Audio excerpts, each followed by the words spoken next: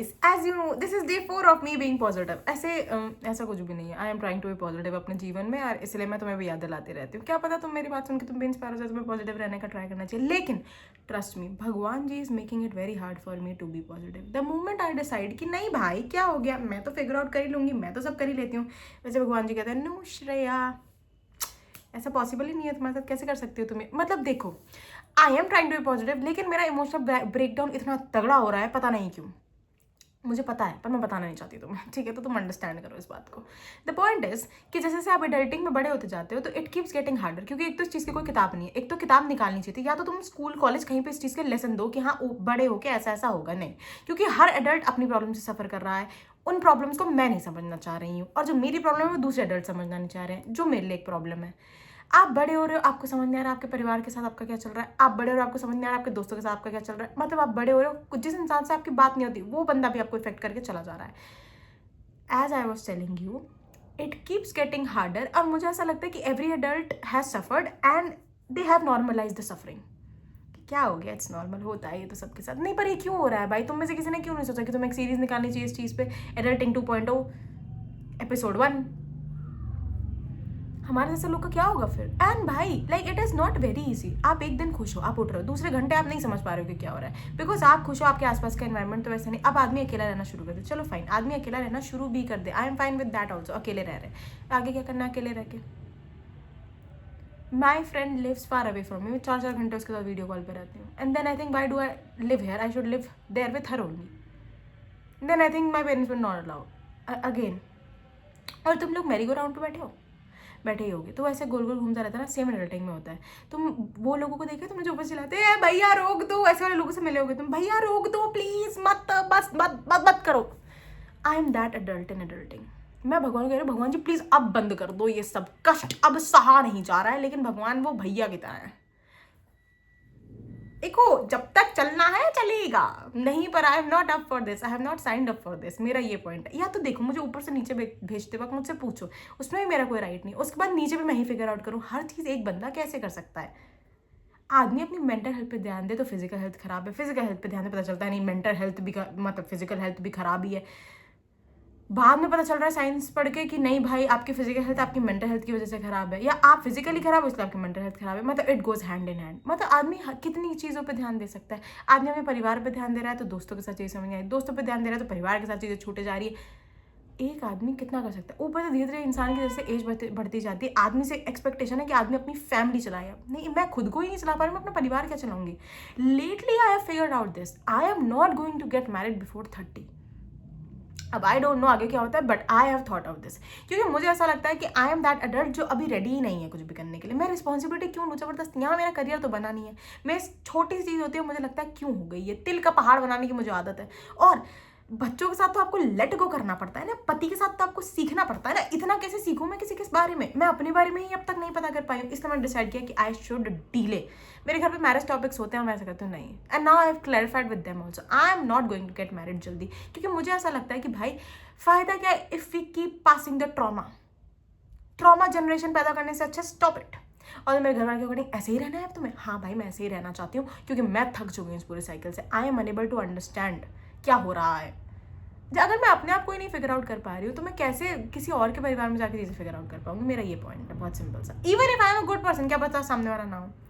भयंकर trust issues insecurity होने के बाद मैंने ऐसा डिसाइड किया कि नहीं, इट इज़ बेटर कि मैं ये अपने तक ही रखूँ, क्योंकि मैं किसी और से शेयर भी कर रही हूँ तो कुछ खासा प्रोडक्टिव सा नहीं पता चल रहा है। At the end of the day आपको अपने लिए चीज़ें खुद ही करनी है। दूसरा इंसान I do feel blessed, I have these kind of friends, like I'll call them, they're always there, they'll always listen। मतलब तुम मारोगे नहीं, जितना रोना मैंने अपने दोस्तों के साथ रोया ना, इतना रोना कोई नहीं सुनता होगा, सच बता रही हूँ मैं। But they have been too polite, too nice. मतलब वो लोग इतने प्यारे लोग हैं ना भाई। मतलब मैं कॉल करूँ, मैं कभी रात सुबह जब भी कॉल कर दूँ, if I will talk any shit they listen and they like obviously Shreya, दूसरे चैट जीपीटी है मेरे जीवन के हो, एंड दे आर लाइक भाई यार ऐसा भी नहीं है। They will say things to make me understand. मुझे बुरा भी नहीं लगता वो समझाते हैं तो, समझ रहे हो। ऐसा लग रहा है एक दूसरे से, एक अडल्ट दूसरे अडल्ट से पेरेंटिंग सीख रहा है बस, और कुछ नहीं सही में। So one of my friends has like, बहुत पहले उसने मुझे एडवाइस किया था कि यार देख, अगर तू भी अगर किसी चीज, अगर तू जहाँ पे भी आर्ग्यूमेंट कर रही है, is it really worth your time और your energy. Because like that friend of mine is like होता है ना थोड़ा shy and all, and he is quiet. तो फिर मेरा था कि हाउ आर यू सो शांत. तो उसका था यार एनर्जी वेस्ट करके क्या करना है. And it has hit me up finally that he was right. All along he was right. भाई देखो पूरा पॉइंट ही यही है, अगर मैं कहीं पे अपनी एनर्जी लगा रही हूँ, मैंने लगा दी मान लो, okay I am not feeling nice, I have express सब कर दिया मैंने, बट अगर सामने वाले किन से भी, आपके घर वाले हों, आपके दोस्त हों, आपके करीबी हों, कोई भी, अगर उन्हें ये बात समझ ही नहीं आ रही है तो आप अपनी एनर्जी ही वेस्ट कर रहे हो at the end of the day, क्योंकि वो तो आपके साथ और कुछ कर ही नहीं पा रही हैं, उनको तो आपकी बातें समझ ही नहीं आती हैं. अगर उन्हें तुम्हारी इमोशनल बातें समझ ही नहीं आया, तुम शेयर ही क्यों कर रहे हो. मेरा पूरा पॉइंट ये है. ये मैंने बहुत लेट रियलाइज़ किया, उसने मुझे बहुत पहले समझा दिया था. दे आर ब्राइट पीपल, वो लोग मुझे पहले बात समझा देते हैं. ऐसे मेरे दोस्तों की कुछ छोटी छोटी एडवाइजेस हैं जो मुझे अब हिट होने लगी कि दे वर राइट ऑल अलोंग. जैसे कि ये एडल्टिंग वाली, it really works in adulting. Like आप अपनी एनर्जी लगाओ ही मत किसी ऐसी जगह पे जहाँ पे आपको पता है कुछ फ़ायदा नहीं है. At the end of the day silence is your weapon. देखो जब तक तुम्हारा उत्पीड़न नहीं हो रहा तब तक तुम्हें चुप रहना चाहिए. उस तरीके से नहीं कि वो तुम्हारे साथ बुरा हो, नहीं.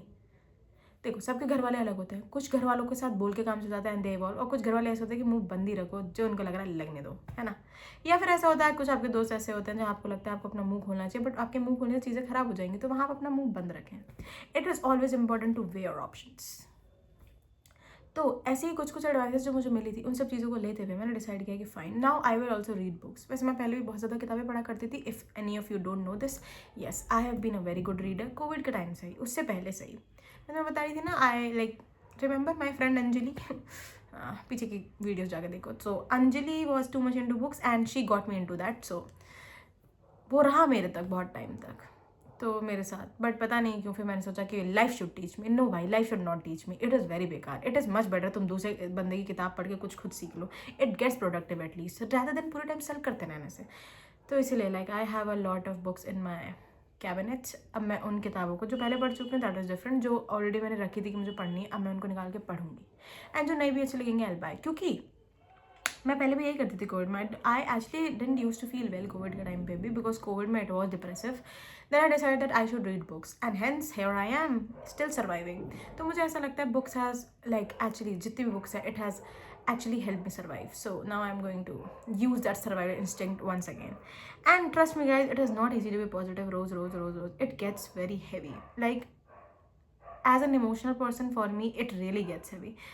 Although I am a funny person also, so it gets easier also for me because I have a dark pinch inside me.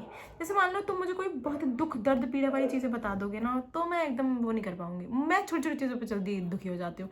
बड़ी चीज़ों पे I am more of like मेरा दूसरा ब्रेन एक्टिवेट हो जाता है कि यार देखा भी, ये तो बहुत ही बड़ी चीज़ होगी, उसमें तो क्या ही कर सकती है. समझ रहे हो?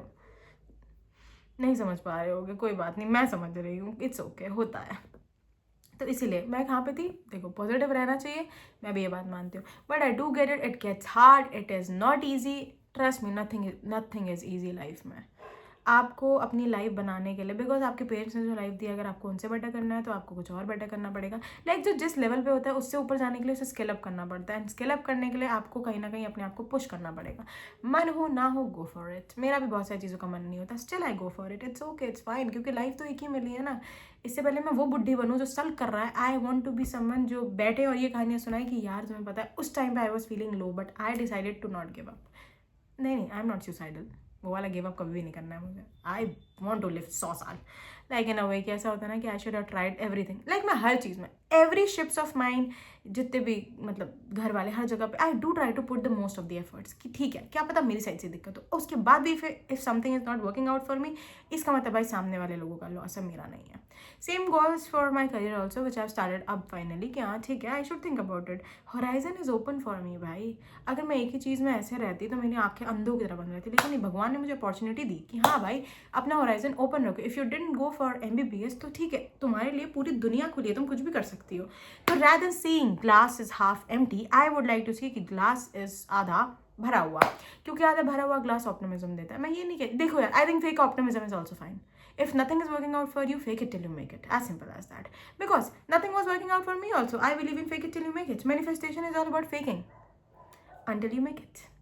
And then hence you become a story which everyone remembers. Oh my God, remember that person?